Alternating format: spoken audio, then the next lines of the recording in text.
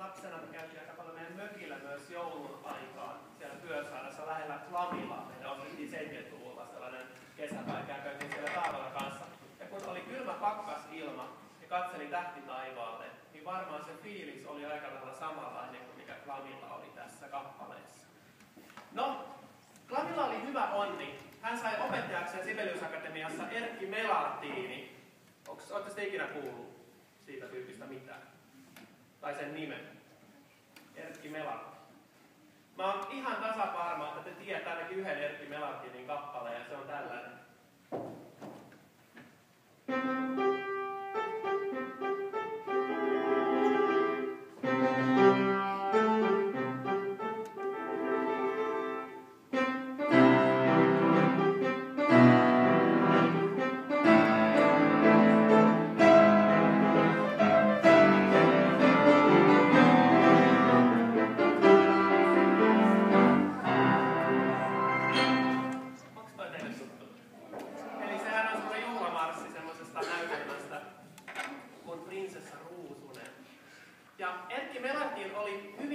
Kannustava ja avarakatseinen opettaja. Ja Klamin sävellysopinnot edistyivät nopeasti ja hän teki kokeiluja harmonialla ja sitten laajensi tälleen sointia. Hän sai myös oikein hyvää kritiikkiä niistä opinnoistaan ja kaikista tällaisista sävellyksistä, mitä hän silloin teki. Paitsi semmoinen kuuluisa pianisti silloin, kun Karl Ekman, kun täytyy vähän luntata täältä, kirjoitti näin. Tämä räikeiden värien mestari on varmasti syvästi onneton luonne, jota vaikeat sisäiset ristiriidat repivät. Muuten olisi mahdotonta ymmärtää herra Klamin alin omaa palaavia, infernaalisesti meluavia paukkuefektejä. Olipas kauniisti kirjoitettu kritiikki.